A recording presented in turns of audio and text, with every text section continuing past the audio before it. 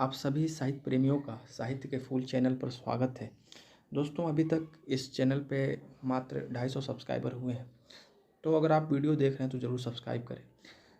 इस वीडियो में मैं प्रथम पाली में पूछे गए लगभग 70 प्रश्नों को शामिल किया हूँ। अगर आपकी परीक्षा अगर सेकंड शिफ्ट में थी तो आप चैनल ज़रूर सब्सक्राइब करें। मैं कल वीडियो सेकंड शिफ्ट से संबंधित अपलोड कर दूँगा। चलिए देखते हैं पहला प्रश्न।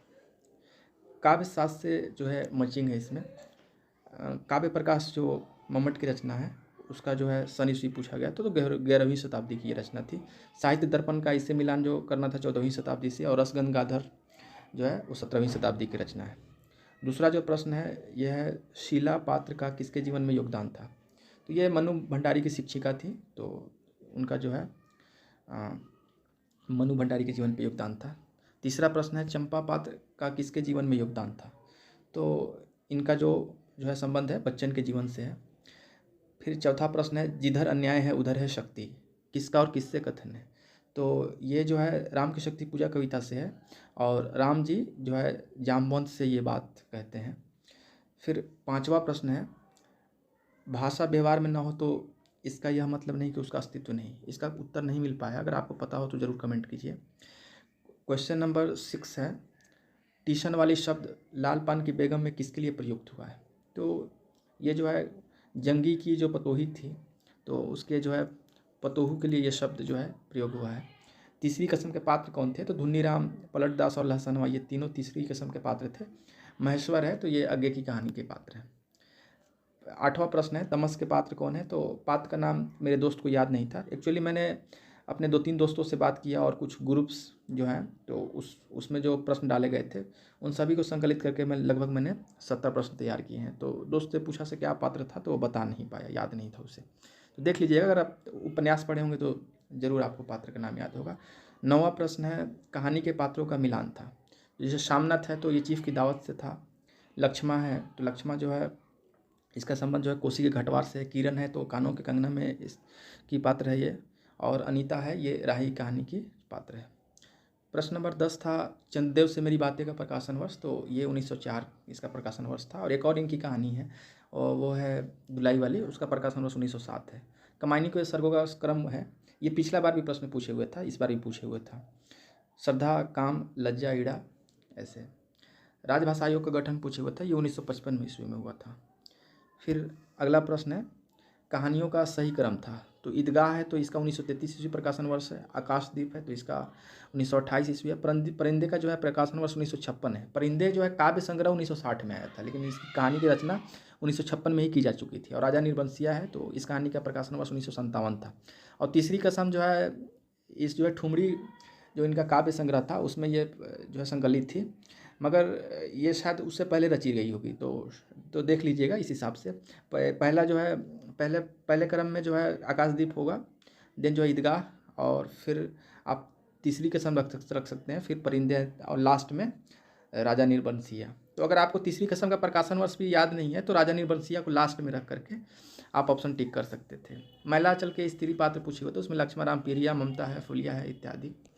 किस उपन्यास में बुल्ले शाह की चर्चा बार बार हुई? तो जिंदगी नामा जो उपन्यास है उसमें बुल्ले शाह की चर्चा बार बार हुई है, और फ़कीरों की भी चर्चा हुई है। चिट्ठियाँ हो तो हर कोई बाचे, यह किसका है? ये पत्रों का संकलन है, रेणु जी की यह रचना है। देसिल बैना सब्जन मिठा, तो ये कीर्ति लता जो विद्यापति की रचना है उसी में ये जो है पंक्ति आती है, तो विद्यापति की ये पंक्ति थी। शिवशंभी की चिट्ठी में क्या सही है? तो जो है शर्मा का, मैंने जो शिवशंभू शर्मा थे वो काल्पनिक पात्र थे, ये तो सही था। प्रजा का वाचक, सही में वो जो चिट्ठी लिख रहे थे तो प्रजा का वाचक बनकर ही लिख रहे थे। फिर अंग्रेज को पत्र, तो ये डाउट में थोड़ा, लॉर्ड कर्जन को पत्र, लॉर्ड कर्जन को तो लिखे ही थे, और लॉर्ड मिंटो को भी लिखे थे, एक शाइस्ता खां को भी लिखे थे, हालांकि ये ऑप्शन में उपलब्ध नहीं था। तो आप 3 सही मान सकते हैं। अंग्रेज को पत्र संशय में है तो ऑप्शन के हिसाब से आप वहाँ एलिमिनेट कर सकते थे। स्पर्श जो है संघर्षी व्यंजन कौन सी है? तो इसमें च छ ज झ है। लिरिकल बैलड्स की पुस्तक किसकी पुस्तक थी? तो ये 2 लोगों ने मिल करके लिखा था, वर्ड्सवर्थ और कॉलरिज। ये दोनों जो है जो स्वच्छंदतावादी जो काव्यधारा चली थी यूरोप में, तो उसके 2 ये महत्वपूर्ण कवि थे। कॉलरिज के सिद्धांत के आधार पर क्या सही है? तो कॉलेज के जो कल्पना सिद्धांत है तो उसमें जो है इन्होंने कल्पना को ईश्वरीय गुण माना था और कल्पना दो तरह के माना था। तो पहला भी सही है, दूसरा भी सही है, मुख्य तथा गौण। मुख्य ज़्यादा एक्टिव होता है, ये गलत है। मुख्य जो है ज़्यादा एक्टिव नहीं होता है, ज़्यादा एक्टिव गौण होता है। और मुख्य खुद से मिलती है और गौण कवि से, ये बात भी सही है। जो है जो खुद की जो कल्पना होती है उसको मुख्य कल्पना कहते हैं, और जो गौण कल्पना वो होती है जो कवि की कल्पना होती है। तो इसमें जो है मुख्य ज़्यादा एक्टिव होता है, ये एक ऑप्शन गलत था। क्वेश्चन नंबर 22 है, सही क्रम में सजाना था उपन्यासों को। तो मैलाचाल 1954 की रचना है, राग दरबारी 1968 की है, झूठा सच 1958 की रचना है, और तमस 1973 है, और बंटी शायद 1989 ईस्वी है। तो लास्ट में बंटी और पहला नंबर पे मैलाचाल, इस क्रम से आप सजा सकते थे। जो प्रश्न नंबर 23 है वो है समास से संबंधित था। तो द्वंद्व समास, तो द्वंद्व में लव कुश हो जाएगा, बहुब्रीहि में चक्रपाणी हो जाएगा, तत्पुरुष में शिवालय, और अव्ययवाही में यथामिति। फिर 24वां प्रश्न था मुख धातु दोष क्या है। ये मुझे नहीं पता है, अगर आपको पता हो तो ज़रूर बताइएगा। आषाढ़ के एक दिन से जो मालविका का कुछ कथन पूछे हुए था, दोस्त को याद नहीं था तो बता नहीं पाया। 26वां प्रश्न है अकर्मक क्रिया सकर्मक क्रिया से पूछी हुई। तो सकर्मक क्रिया क्या होती है? वह होती है जिसमें कर्म हो, और अकर्मक में कर्म नहीं होती है। तो ये बेसिक क्वेश्चन था 7वीं 8वीं क्लास के ग्रामर से। ठेठ हिंदी का ठाठ, ये किस मतलब की विधा की रचना है? तो ये उपन्यास है एक। अवधि में रचित पहली रचना क्या है? चंदावन है, एक जो है एक असाहित्य की भी रचना को जो है पहली रचना माना जाता है। ऐसे देख लीजिएगा, ऑप्शन में अगर चंदायन होगा तो वही हो जाएगा, मुल्ला दाविद की रचना। सिंदूर की होली में कितने अंक थे? ये पूछा गया था, तो 3 अंक इसमें है।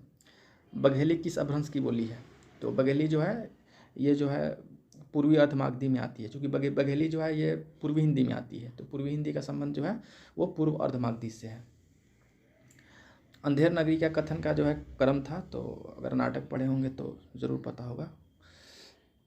क्वेश्चन नंबर जो है 32, शेखर एक जीवनी में जो है कितने खंड है? तो 4 खंड है, चारों का क्रम पूछे हुए। तो पहला जो है उषा और ईश्वर, बीज और अंकुर, और प्रकृति और पुरुष थे। और अंत में जो है परिस्थिति और संघर्ष कुछ करके ऐसे भी अंत में चौथा भी है, परिस्थिति और पुरुष भी है शायद अंत में, चौथा वही है, परिस्थिति और पुरुष।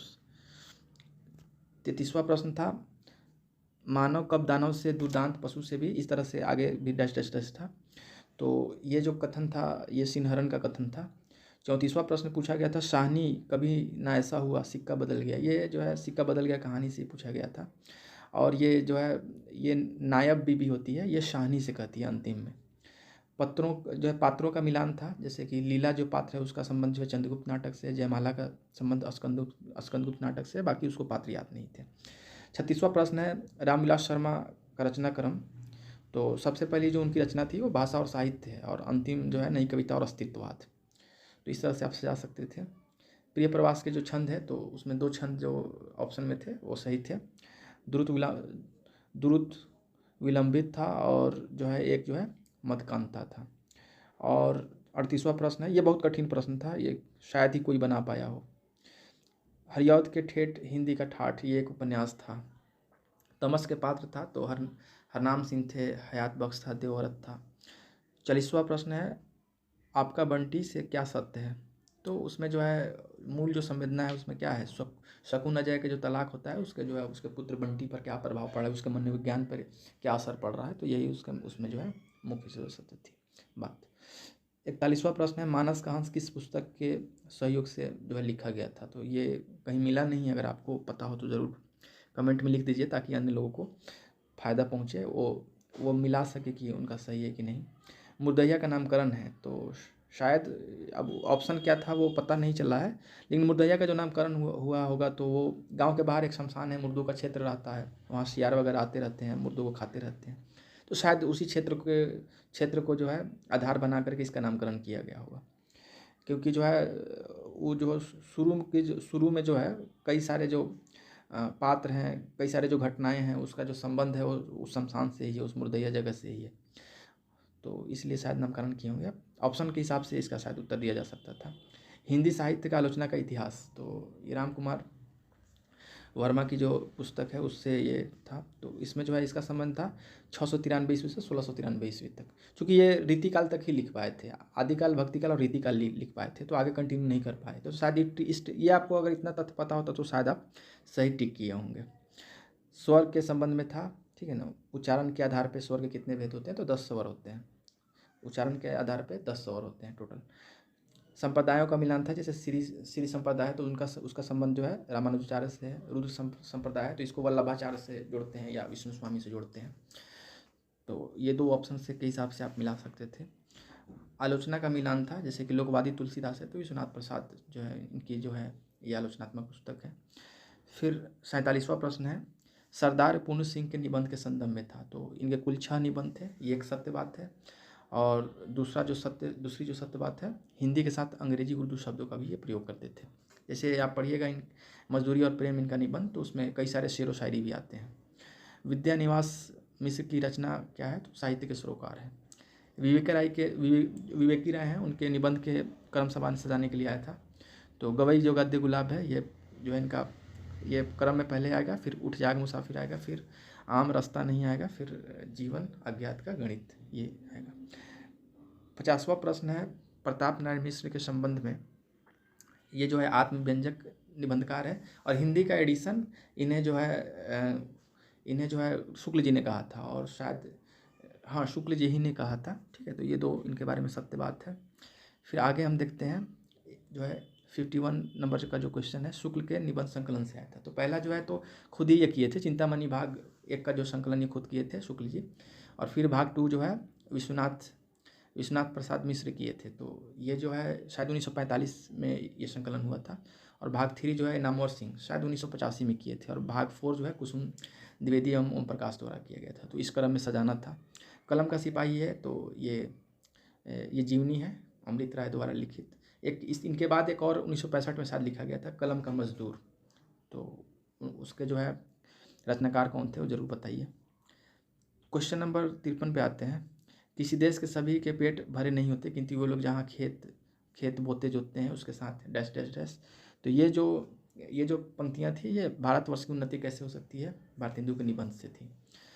फिर नर्द का अर्थ पूछा गया था, तो कबीर के काव्य में नर्द का अर्थ आत्मा निकलता है, तो इसका अर्थ आत्मा होगा। आत्मा जो जिन्होंने मारा होगा उनका सही होगा। 55 नंबर प्रश्न है, झूठा सच उपन्यास में किस स्थान का वर्णन नहीं है। तो जालंधर का तो वर्णन है, कानपुर का भी वर्णन है, नैनीताल का भी वर्णन है, लेकिन लखनऊ जो है शहर का वर्णन उसमें नहीं है। तो ये ऑप्शन हो जाएगा लखनऊ। समाज सुधारा का क्रम है, तो सबसे पहले तो राजा राम मोहन राय ब्रह्म समाज वाले थे, फिर प्रार्थना समाज जो है आत्माराम जो थे वो थे, फिर दयानंद सरस्वती आए आर्य समाज, और फिर स्वामी विवेकानंद के जो है कि संस्था रामकृष्ण मिशन आया। तो ठीक है, तो इस हिसाब से इस क्रम में ये काफ़ी इजी क्वेश्चन था, जो जीके जी से जानते होंगे तो उनके लिए आसान होगा। देवनागरी लिपि सुधार समिति के संबंध में था, देवनागरी लिपि में कैसे कैसे सुधार हुआ। तो सबसे पहले तो महात्मा गांधी आए, फिर आचार्य नरेंद्र देव। तो इनका संबंध उत्तर प्रदेश से था, उत्तर प्रदेश सरकार ने इनको कहा था कि आप लिपि में सुधार के लिए कुछ कीजिए। फिर गोविंद रानडे आते, तो ये क्रम था। स्कंदगुप्त की पंक्तियाँ थी, अब पता नहीं क्या पंक्तियाँ थी, लेकिन दोस्तों बोला कि पंक्तियाँ थी। सतपुरा के घने जंगल जो कविता है उससे भी कुछ पंक्तियाँ दी गई थी, अब क्या थी वो पता नहीं है। नाखून क्यों बढ़ते हैं, तो उससे जो है संबंधित कुछ कथन था, कि कौन सा कथन है कि सजाने के लिए कुछ आया था पता नहीं, बट नाखून क्यों बढ़ते हैं इससे भी संबंधित एक प्रश्न था। जो बुंदेली की उपबोलियाँ कौन कौन सी है, तो देख लीजिएगा, ये अगर ऑप्शन में अवेलेबल होगा तो जरूर यही उत्तर होगा। एक पंवारी है, खटोली है और आठौरी है, ये 3 उपबोलियाँ हैं प्रमुख। बकरी नाटक से भी एक प्रश्न था, उसका उत्तर सिपाही बताया गया, लेकिन वो प्रश्न उसको याद नहीं था, वो बोला था कि सिपाही ऑप्शन सही है। फिर सिंदूर की होली से शायद एक प्रश्न आया था, उसको ध्यान में था नहीं, तो इसलिए क्वेश्चन नहीं लिख पाया मैं। फिर जो है एक ब्रह्म राक्षस से भी संबंधित शायद प्रश्न आया था, ये अंधेरे में। अगर ब्रह्म राक्षस से में जो कौन कौन विद्वान आए हैं, तो उसमें मार्क्स, एंजल्स जो है, रसेल आए हैं, सार्त्र आए हैं, गांधी और जो है हेडगर आए हैं। शायद ये प्रश्न नहीं था, प्रश्न यह था कि अंधेरे में किस विद्वान की चर्चा है, तो गांधी जी की चर्चा है। बाद में वो एक बच्चा जो है उनके कंधे पे रहता है, तो इसका उत्तर अगर अंधेरे में से रहा होगा तो गांधी जी उत्तर हो जाएगा, नहीं तो ब्रह्म राक्षस से अगर संबंधित प्रश्न आया हो तो वो 5 में से कोई एक हो जाएंगे, या 5 हो जाएंगे, जैसा ऑप्शन होगा। हम दोनों एक ही नाव के सहयात्री थे, ये शिवरानी देवी की शिवरानी देवी जो जिन्होंने लिखा है प्रेमचंद की जीवनी, तो उसी से ये पंक्ति थी, शिवरानी देवी द्वारा लिखित पंक्ति है। महावट का अर्थ होता है पूष मास की वर्षा। अब देख लीजिए ऑप्शन क्या था, उसको सिर्फ यही आता है महावट का अर्थ। फिर एक क्वेश्चन था, वक्रोक्तिवाद का क्या अर्थ होता है, तो इसका होता है पद पूर्वार्थ। ठीक है, ऐसे बहुत लोग बता रहे थे कि वर्ण विन्यास भी उत्तर होगा, लेकिन आप अगर कोई शिक्षक हो तो पूछ सकते हैं, मुझे लगता है कि पद पूर्वार्थ इसका उत्तर होना चाहिए। अंतिम जो प्रश्न है, वह है ललित निबंध की परिभाषा। तो उसमें विद्यानिवास मिश्र का भी नाम था, हजारी प्रसाद द्विवेदी का भी नाम था। तो दोनों में से कोई भी हो सकता है, कन्फ्यूजिंग था। मेरी परीक्षा सेकंड शिफ्ट में थी, अतः मैं कंफर्म नहीं कर सकता कि क्या क्या और ऑप्शन उपलब्ध थे, लेकिन बताने वालों ने कहा कि हजारी प्रसाद द्विवेदी इसका ऑप्शन सही था। तो इस तरह से टोटल जो है मैंने 68 प्रश्नों की चर्चा की। आप जुड़े रहें इस चैनल से। फिर मैं कल सेकेंड शिफ्ट में जितने प्रश्न पूछे गए थे, लगभग उसमें भी 60-65 मैंने प्रश्नों का संकलन किया है, तो उसको मैं ज़रूर अपलोड कर दूँगा। ठीक है, शुक्रिया।